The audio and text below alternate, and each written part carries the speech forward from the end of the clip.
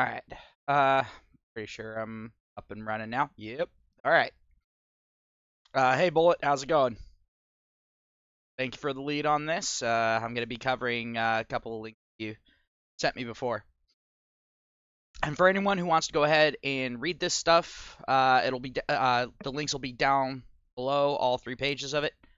So let's go ahead and get started with this.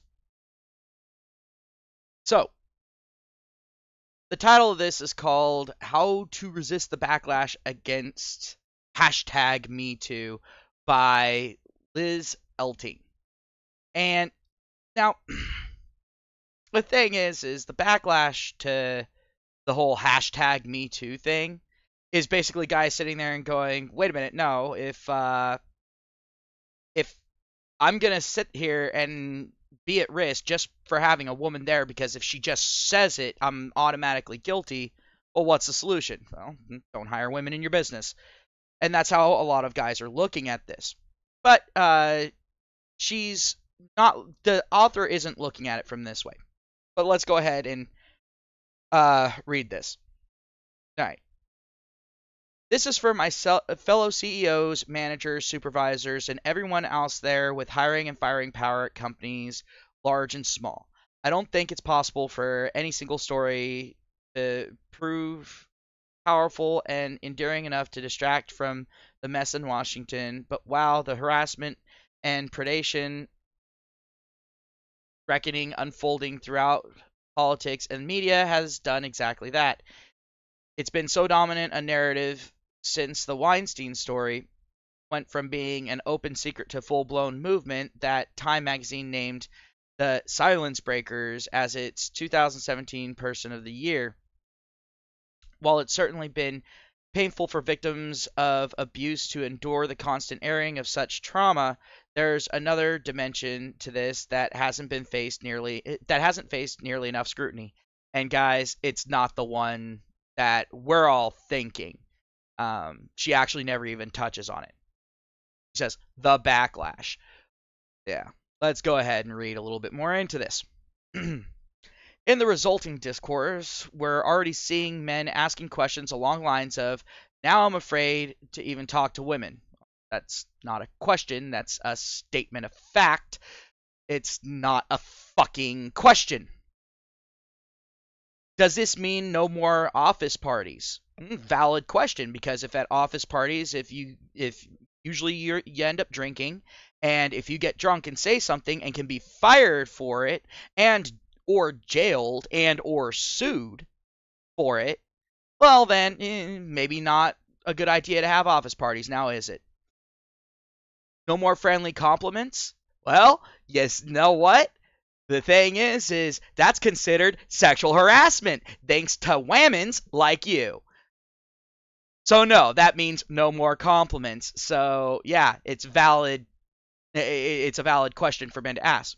With so much hassle, wouldn't it be easier to not hire women at all?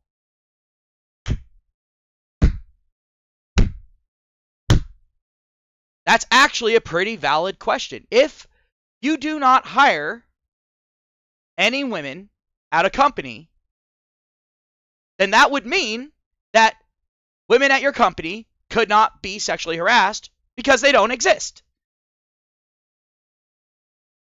Sounds like an airtight plan to me.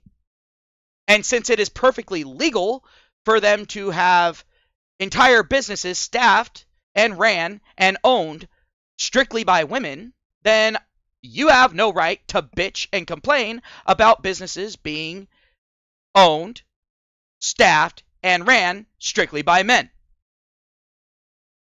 Equality. Get used to it. It's frustrating how quickly the discussion turned from a frank assessment of the daily harassment and assault women are subject to, citation needed, immortalized in SNL's Welcome to Hell song, which was a hack job, by the way, into a question of whether women belong in the workplace, period. That question's actually been around for quite a while. catch up. Our openness about harassment and mistreatment has been weaponized against us.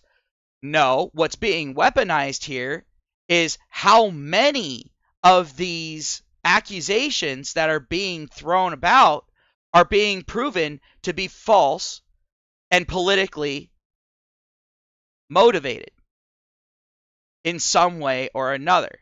Not just politically, but also motivated by self-interest, getting rid of the competition.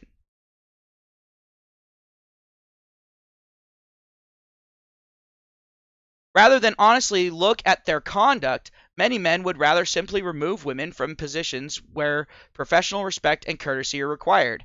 That would be every position, and women are just as bad as far as that goes. In fact, every female boss that I've had has actually had an active bias against men. Every single last one. Now, whether or not they were able to keep it in check was a completely different story. But the thing is they would automatically be harsher on the men than they would on the women. I say this because later on it comes up. Keep what I just said in mind. Let's see. I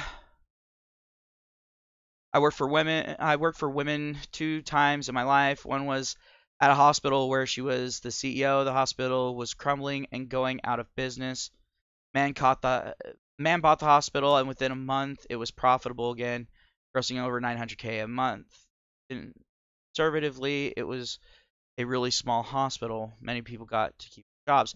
Yeah, that's actually a thing. And the thing is this, I've actually read one of this woman and done a stream on one of this woman's articles before. I forget how long back it was, but the thing is this woman is trying to assert that businesses that are ran by women do better.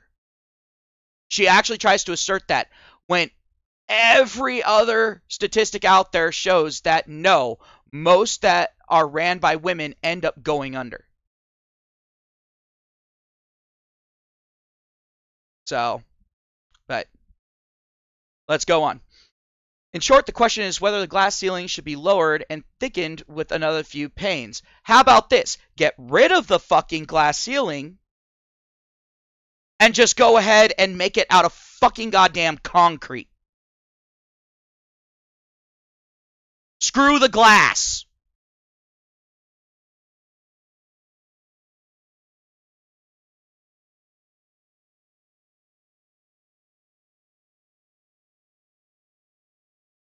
So, and she says, all because women dared to speak out and call for a workplace free from sexual harassment. No, they are not. They are calling for a workplace where men are not allowed to have a sexual bone in their body, to not be allowed to flirt or anything like that without the permission from a wammen.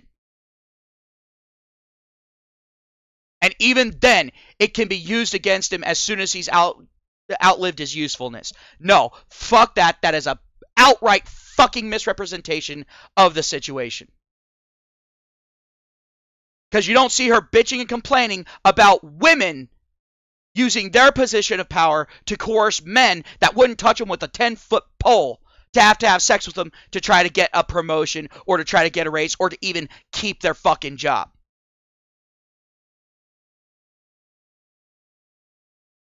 But boss of the world, I promise you there is another solution. As Sheryl Sandberg put it, so much good is happening to fix the workplace right now. Let's make sure it does not have the unintended consequence of holding women back. No, there isn't a lot happening to fix workplaces right now. What's happening right now is women are being put on the fast lane regardless of skill or lack thereof, whereas men are being actively discriminated against and held back, especially in, let's say, the STEM field, for example, where a woman is at minimum 2 times more likely to get the job than a man with the same exact credentials.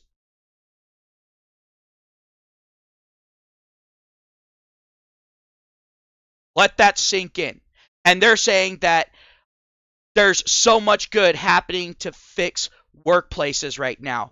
No, there isn't. There is division in the workplace right now. There are problems in the workplace right now, and all based off of bullshit. There can be no justification for using this as an excuse to keep women out of the workplace. No, it's not an excuse. It is a valid reason. If a man wants to hire only men into his company to avoid these potential issues, well, guess what? Freedom of association. This is something that I haven't brought up before on my channel. I'm bringing it up on here now. Freedom of association.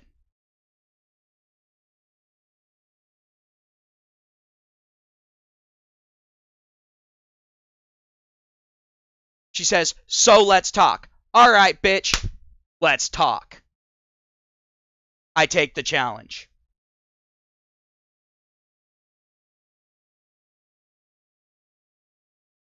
It takes a special kind of myopia to hear the horrific tales of abuse and harassment that have been leveled at people like Matt Lauer, Harvey Weinstein, and Louis C.K. over the past few months and come away from it thinking, well, I don't know how to work with women at all. Maybe I'm harassing them and don't even know it. It would probably be just better to avoid them entirely. But that strategy, isolating women, quote unquote, for their own good, has a secondary effect of cutting them off from valuable leadership training, mentorship benefits, and other opportunities to perform and excel. Except for the fact that women already have special programs in place that they can go to, typically free of charge, whereas it would cost men about $150 a day to go through those fucking programs if you break down the cost. So the thing is, they already have access to that whether or not they are working for someone else. They can go to that and then start up their own damn business and then prove how good they are at it. But when you see women start up their own business, they tend to fucking flounder. Why? Because of lack of leadership. That's always the reason that it was quoted. Or because of infighting. Because women tend to want to hire other women because they tend to hire more off of social aspect as opposed to business aspect. That is a very big difference between a man who owns a business and a woman who owns a business. The woman still is in that social media mindset, whereas with a man, when he goes into business, his mind shifts from social aspects to what needs to be done for the business. All the other shit fades into the background and disappears until he's back on his free time. That is a primary difference between men and women. It's also an absurd reaction to a simple request to treat women like you would any other human being you work with. Except for the fact that a man, if he's working with a woman, makes a dongle joke in the tech field using wordplay, he can get fired. So no, that is an unfair request because you are asking men to put themselves in a position where they can be fired at any given moment based off of the feelings of an oversensitive pile of estrogen.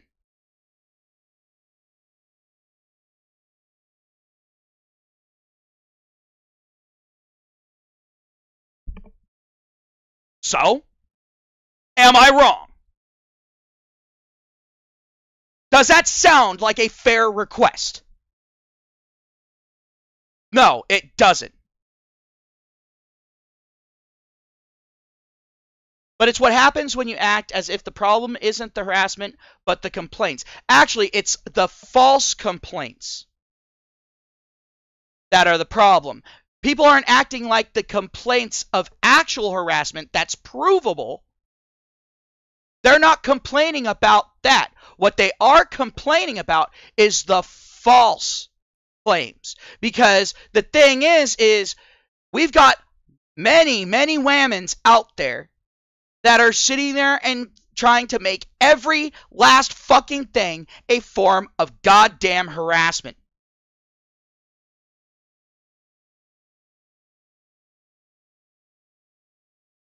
So that is what people are complaining about. That is where guys are sitting there and saying, you know what, it might be better not to hire women at my company if this is going to be how it goes.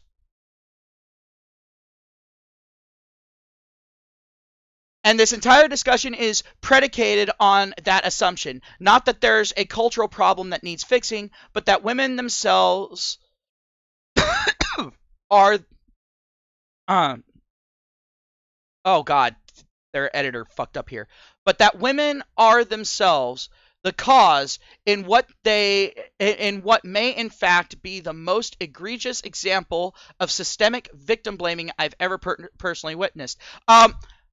Except no. You know what the most egregious example of systemic victim blaming is? Is these older women getting together with underage boys, sexually molesting them, or coercing them into sex, or outright raping them, the woman getting pregnant and then getting to sue for full custody of the resulting child, and to be able to sue the family of the kid that they raped for child support, and not getting a prison sentence. And people saying the reason for it is because the boy wanted it anyway. That is systemic victim blaming. That is a societal problem that needs fixing.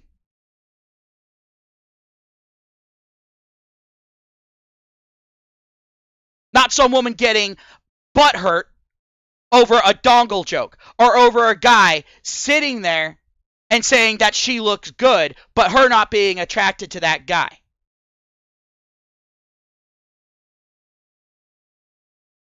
Priorities. You don't have them.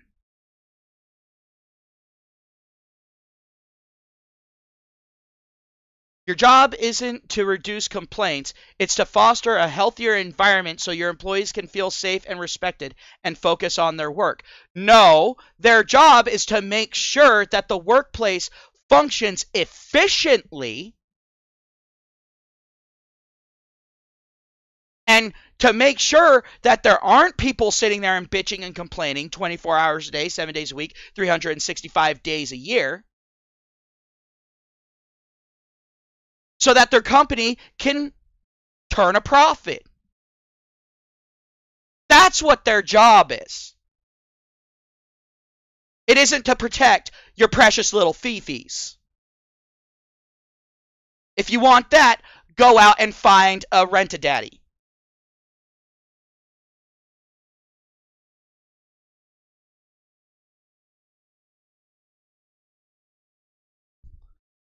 Protecting women doesn't mean marginalizing them. Well, feminism's really leaving no other options. We are not, I assure you, fragile little porcelain dolls who need to be protected, safe and secure in the secretary pool. Except for the fact that everything that's going on is proving exactly that. I assure you that reality is not reality, is what you just said. Maybe up your medication doses. Let's see, Janet Iswigtow says, there was a girl at my job. She came to me crying, said one of the guys pushed her from behind to make her go faster. I just laughed at her and said, push him back. Hey, Papa MGTOW, how's it going?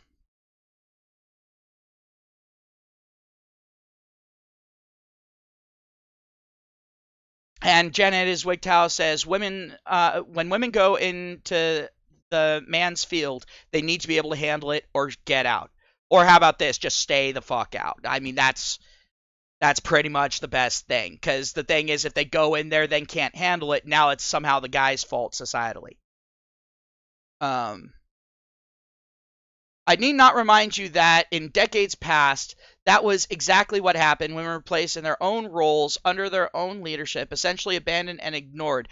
And we didn't have these problems now, did we? Women were placed... but doing so now to protect their virtue. It's no. You see, the thing is men aren't doing this to protect women. These businessmen aren't doing this to protect women. That is where this bitch's narcissism comes into fucking play.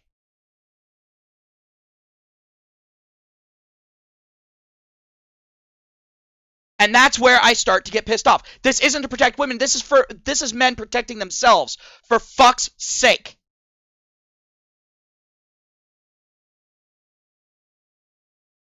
Or some such isn't only regressive. It's a shirking of your responsibility to create a working environment that isn't actively hostile to a massive part of your team. All right.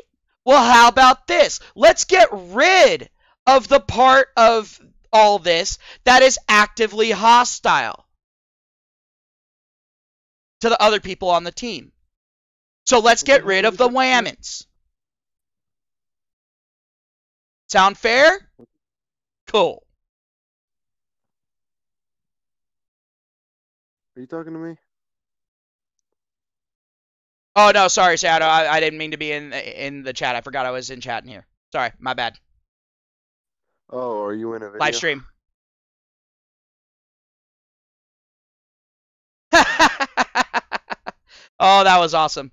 Sorry about that, guys. I was in a chat channel on Discord, and I had forgot that I was in there. So someone was like, wait, what?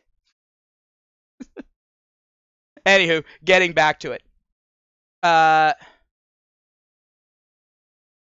Remember that safe spaces, oh, I knew it was going to fucking come out, are self-created and self-policed. Bull fucking shit!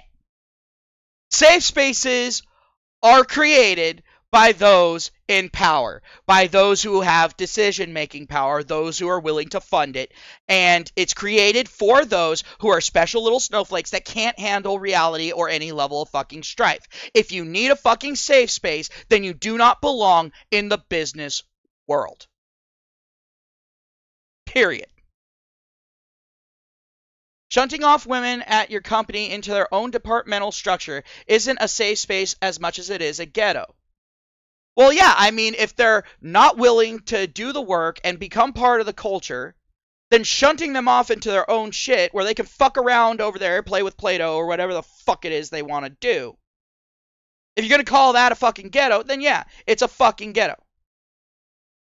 And as historically, the work women do is undervalued, this kind of quote-unquote protection will do little more than institutionalize that devalue, making it harder for women to advance in the company as a whole by diminishing and containing their presence within it.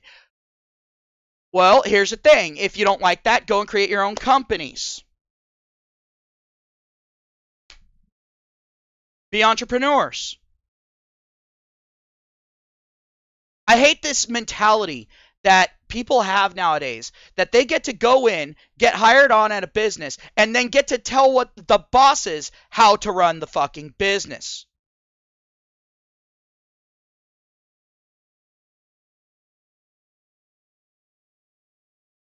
Bullet Machine says, my company's HR department is staffed exclusively by women. This is pretty much wrecked the climate at work. Yeah, because the thing is anytime a guy complains, I guarantee you the women tell him to quit whining and so on and so forth. I guarantee you that's what fucking happens. I hate HR departments that are staffed strictly by one gender or the other.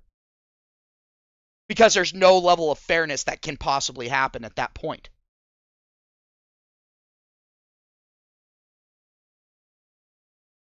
Honestly, I think HR departments are the only ones that should have 50% women, 50% men, because then you're going to be able to get both. And I think a man and a woman should be assigned to each case. I don't think it should be a one person on each case.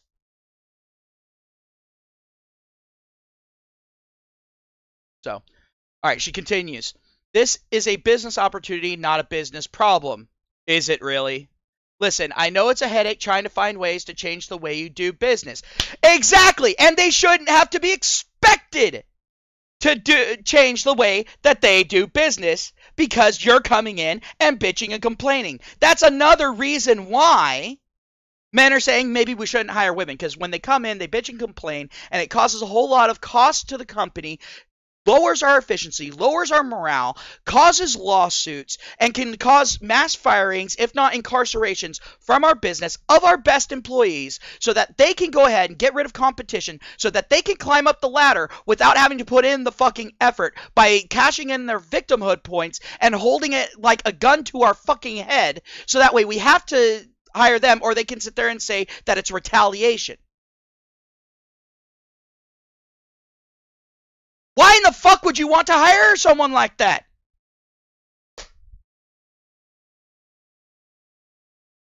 Jesus.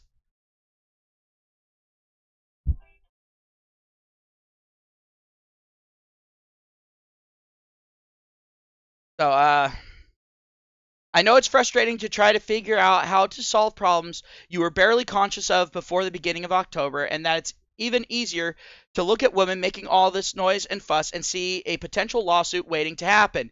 Yeah, exactly. That's what they're doing. Because guess what? Part of being a manager, part of being a CEO, part of owning your own business is called risk management.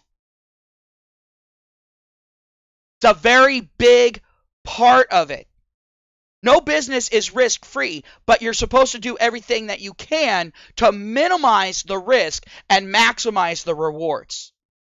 That is how a business thrives.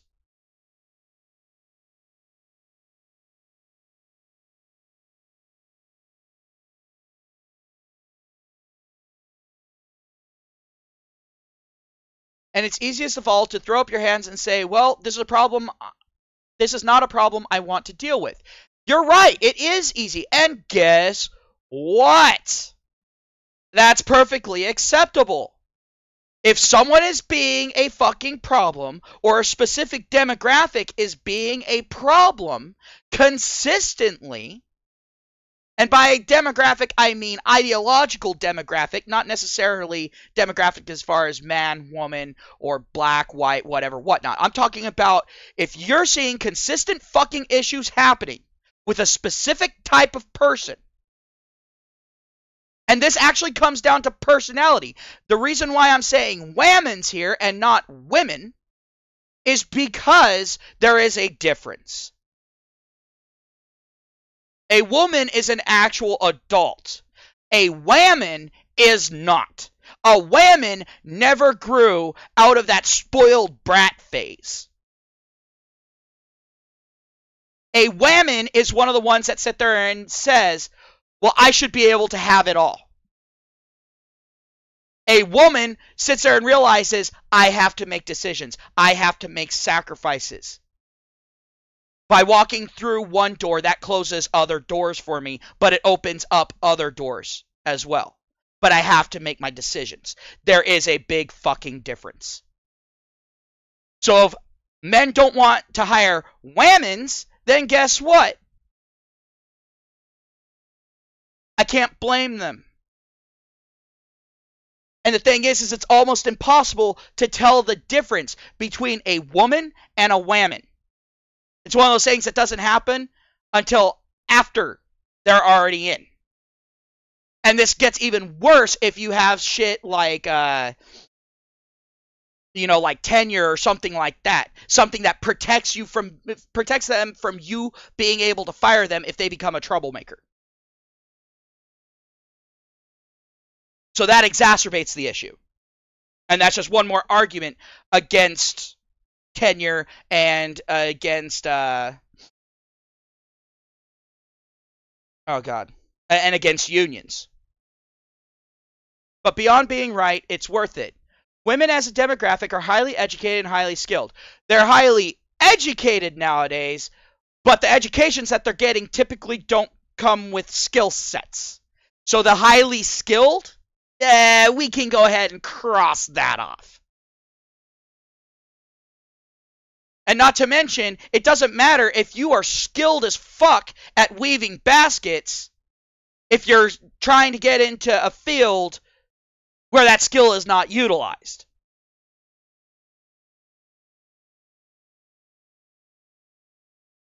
So if you're trying to go into STEM and you majored in basket weaving, guess what? That doesn't mean that you are highly skilled for the STEM field. Reason why I'm bringing up STEM is because of the next thing that she mentions. We are advancing in STEM fields and business that take their female employers seriously and promote them to leadership, outperform those that don't. No, actually they don't. In fact, it's the opposite.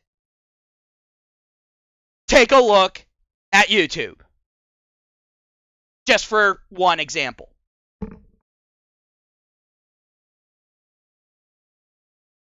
You have literally nothing to lose except your full business, your freedom, all of your assets, your relationship that you might have with an actual fucking woman, your kids, your right to own a gun. I mean, you know, but you have absolutely nothing to lose whatsoever. No. Associating with the wrong people can never end poorly.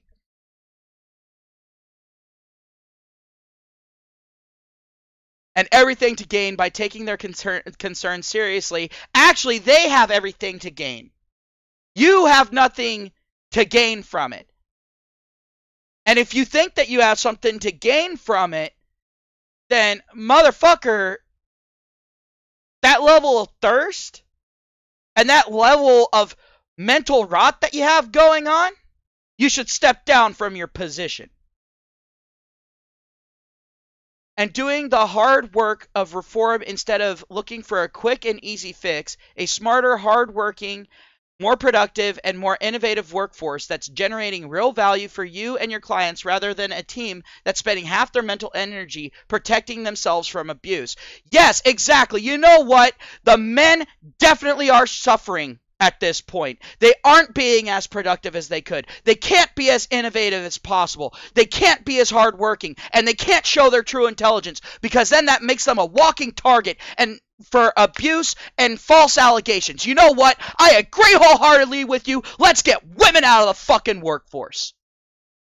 So that way men can get back to continuing to build a better society as we have always done since time immemorial.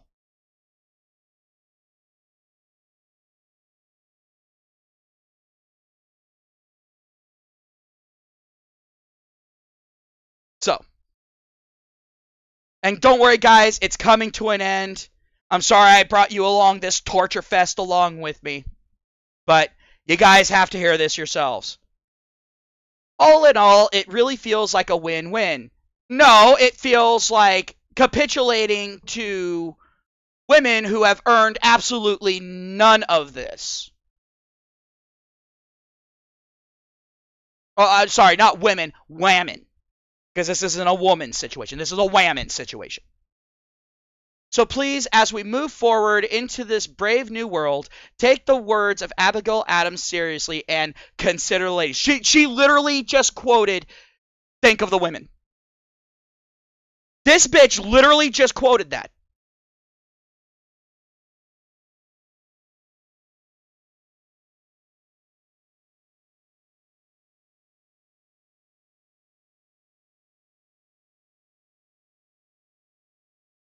Wow. So please, as we move forward, all right, Abigail Adams, seriously, and consider the ladies. Our contributions will do more for your company than our silence ever could. Actually, so far, female contribution, like in gaming, okay, fair enough. In some computer programming, yeah, there have been some women that have done it. But the thing is, those are women, not women. Not people like this cunt right here. Not the ones that are sitting there and bitching and complaining. Because the thing is, if you're actually contributing to a business and actually really driving that company forward, guess what?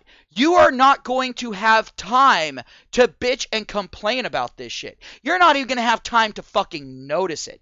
Because you're going to be so focused on your job, on working. That is what someone who is contributing to their company in a significant way is going to have on their table, is going to have on their plate. That is the type of person that you should promote through the ranks. Their genitals should not come into play in any decision making whatsoever. But the thing is with women, they always focus on genitalia. They can't get genitalia off the mind. And because of that, it holds them back because they can't be productive because their thoughts are going elsewhere.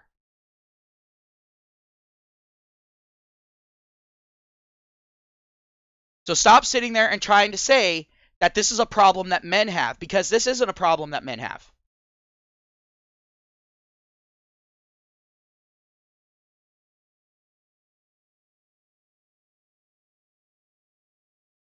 I mean, if you're constantly sitting there and worrying about the opposite sex, then you're not going to be able to move forward. You're not going to be able to do all the stuff that you want to do or that you need to get done. It's not going to fucking happen. And quite frankly, I can't blame men for sitting there and saying, you know what, maybe it's not worth the hassle to have women on staff working alongside the men. Because it is a liability. It is a risk. And feminism has made it this way.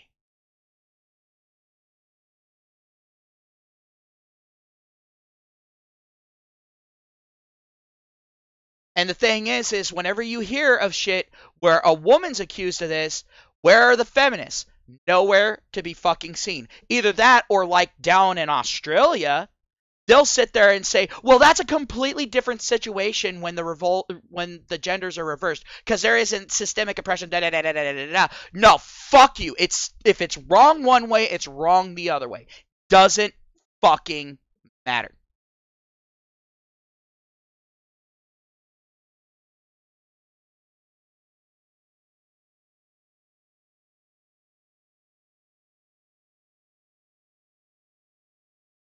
All right, let's see what's going on in the chat here.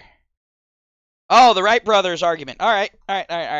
Well, the thing is RP, I'm going to go ahead and I'm going to jump in on this conversation. With the Wright brothers, yes, they were MGTOW because they put aside, that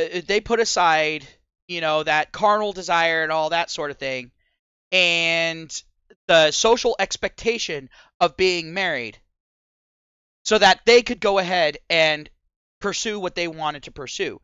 They knew that they would not have the time for it if they had wives nagging at them.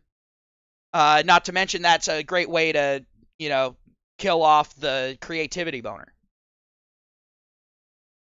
So, they decided, you know what, we're not even going to waste our times with it. And the thing is at that point it was actually called confirmed bachelor, not MGTOW. MGTOW is more of a modern day thing, but the thing is confirmed bachelorism and MGTOW have a lot of beliefs that, or should I say not beliefs, but principles that are that coincide with each other. But what MGTOW is versus confirmed bachelorhood was guys sitting there and saying, yeah, we want to remain free, but they were meaning it as in free to do what we want to do when we want to do it and that sort of thing. Whereas with MGTOW, it's also taking on a little bit of extra meaning because now it's actually legally and financially and socially dangerous to be with a woman. It truly is. And that's where I make the distinction between confirmed bachelors like the Wright brothers and the MGTOW that we have today. But the Wright brothers were MGTOW of their time. Confirmed bachelors were the MGTOWs of that time. They were going against that societal expectation.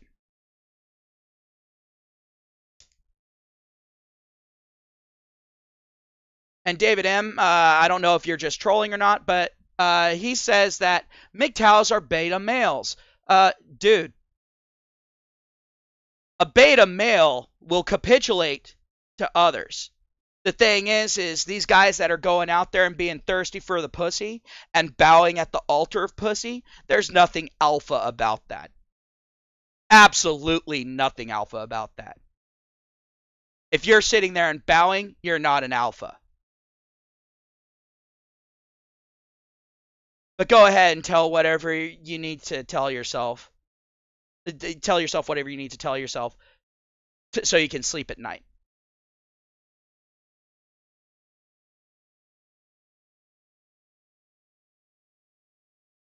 David, the fact is I've had my sexual experiences. That's not even a fucking thing.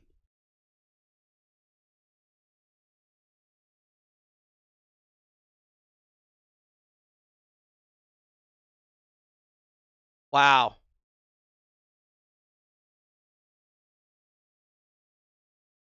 Yeah, no problem, RP. Well, the thing is, a lot of people get confused with that, because a lot of people skip over that aspect of the way of viewing it. So that is a little bit of a kicker, and it's very important information, but it's information that's taken for granted. You know, that is the thing.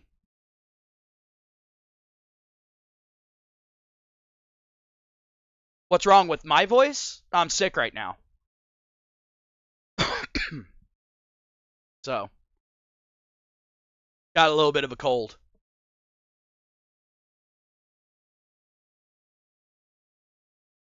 Not to mention, I'm an idiot that smokes cigarettes. So that doesn't help matters any.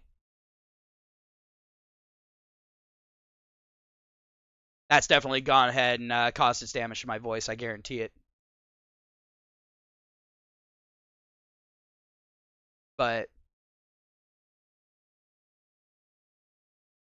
no, when it comes to confirmed bachelor versus MGTOW, the idea is basically the same. It's just MGTOW now it covers more of a range. That's the only difference between confirmed bachelors and MGTOW. Just confirmed bachelors, it was kind of a rebelling against society in its own right, and it was also men sitting there and saying, "Look, I can't afford this distraction. I have things that I want or need to do, and I can't afford that distraction because I'm not going to be able to accomplish this in my lifetime with that distraction." And the thing is that actually has its own downside. Because the thing is the men that do that, and actually stick to it throughout their entire life and don't end up procreating, their DNA, their genetics aren't getting passed on, and that really sucks for us as a species. So there is a downside to it, and I will openly admit that. Um, and not to mention, at that point, they're not raising a child. I mean, they could have ended up having a son, and they could have passed down all that knowledge, and their son could have gone ahead and went ahead and surpassed them. That's one of the things about the human species. And one of the reasons why we're actually a social species is because the thing is we're meant to build generationally. You know, one generation figures out one thing, the next generation refines it, the next generation refines it even more, then the next generation uses that knowledge to come up with several new inventions. And then you just repeat the process all the way down the line.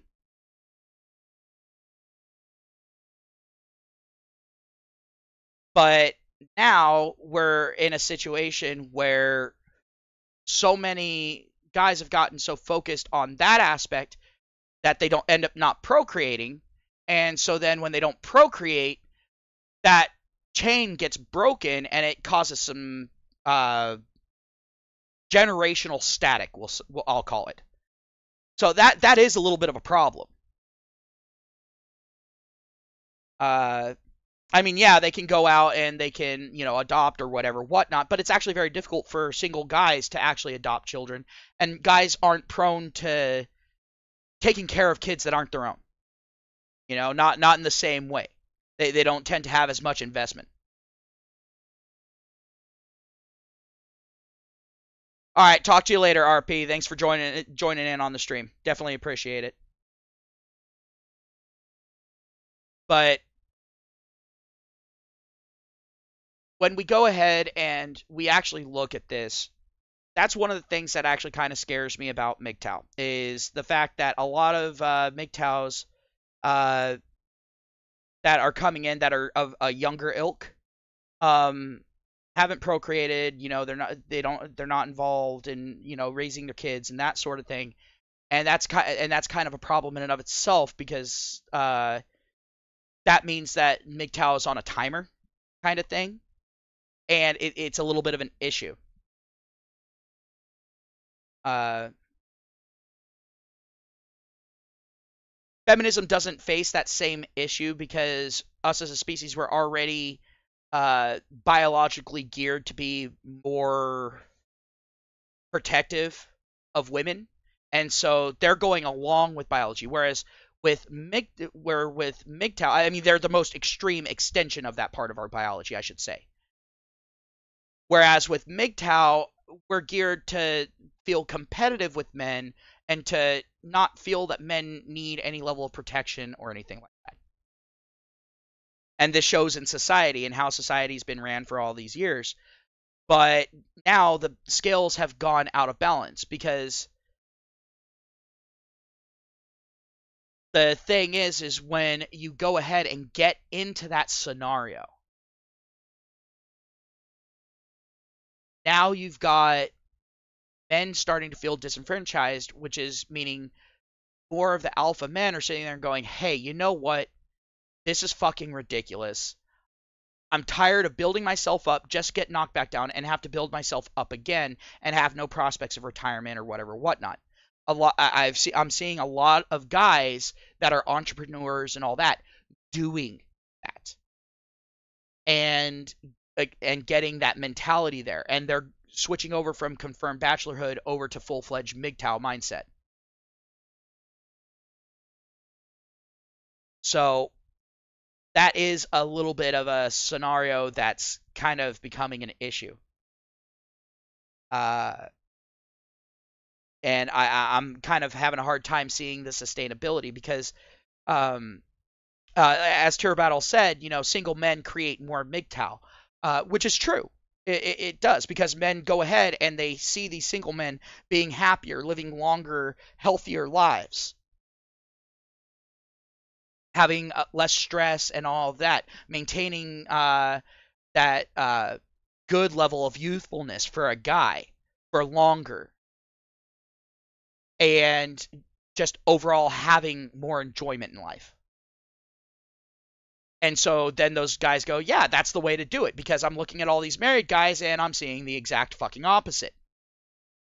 And so it's all like, oh, okay, yeah, yeah. But the thing is eventually that's going to die out because the thing is a lot of those guys that see that don't understand what some of the negative side effects are, which I actually covered in my last live stream.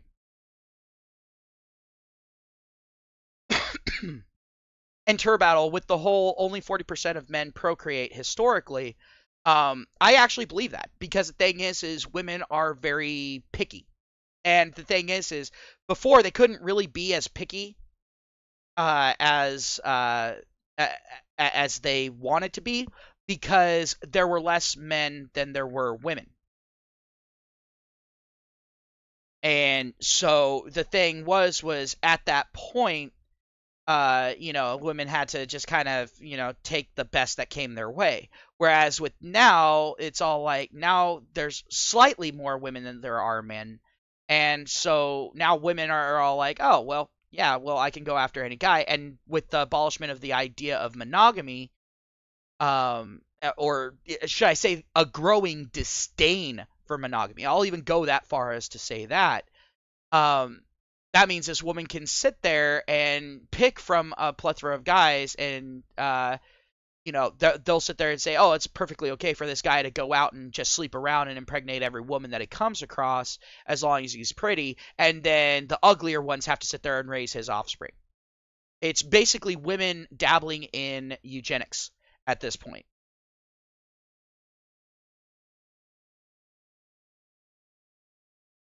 And so that's the kicker, and we're seeing kind of that happen where single mothers are bitching and complaining that guys won't touch them with a 10-foot pole. Well, yeah, no one wants used merchandise. Come on.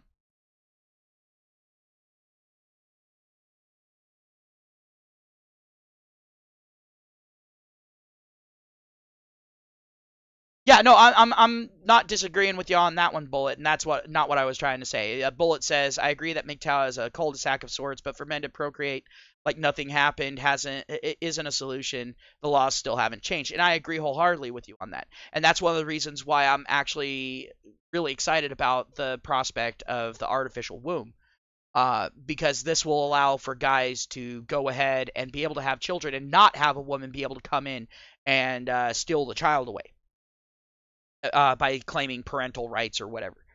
Um, Therefore, causing the guy to have to spend 150,000 plus in court fees and psychologists and all that sort of thing to prove that they're just as competent of a caregiver. Whereas the woman just has to say, "Well, I'm a good caregiver," and people go, "All right, we believe it."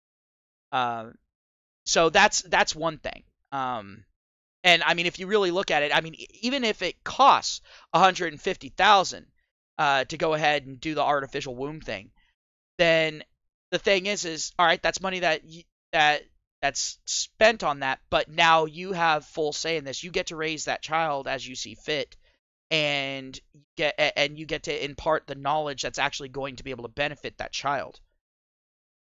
So that is kind of a kicker.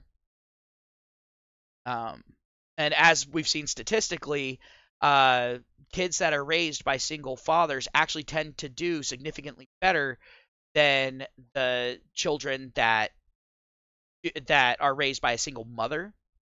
Um, Honestly, I still say that the nuclear family unit style is the best because I mean the statistics just bear it out.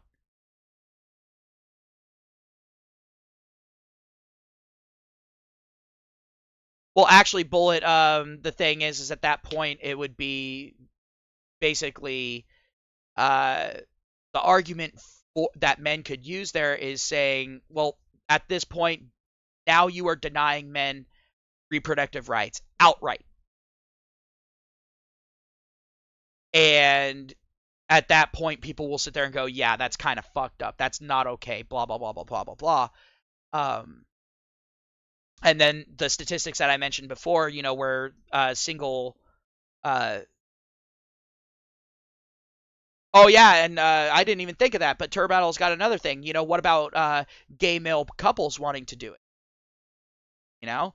I mean, at that point, it would be all like, no, no, no, no. If you're saying that a man can't go ahead and utilize this service, then why is it that you're saying that gay men can? So now, not only are you discriminating based on sexual orientation, but now you're also sitting there and saying that a straight man is now less capable than a gay couple.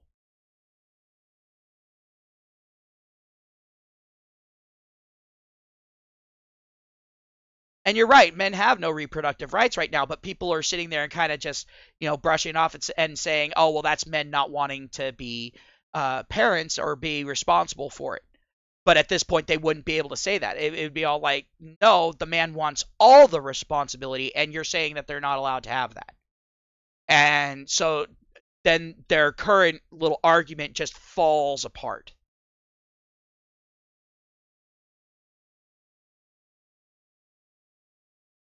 Hey, Dilligaff, how's it going?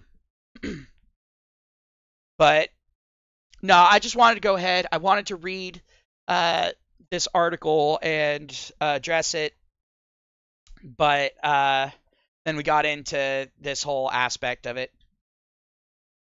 Um, Dilligaff's gonna like going through and rewatching this since I talked about narcissism and showed how it can definitely damage a company, but and also just damage a discussion. Period. End of story. So, but yeah, I'm gonna go ahead. I'm gonna end the stream here. I don't really have too much else to talk to, and I know that the stream's been going on for a little bit. So yeah, I mean I'm damn near an hour. This is about 30 minutes longer than I expected it to be. But thank you all for coming. Definitely appreciate it all. And I'll talk to you all later. Have yourselves a great day. Peace.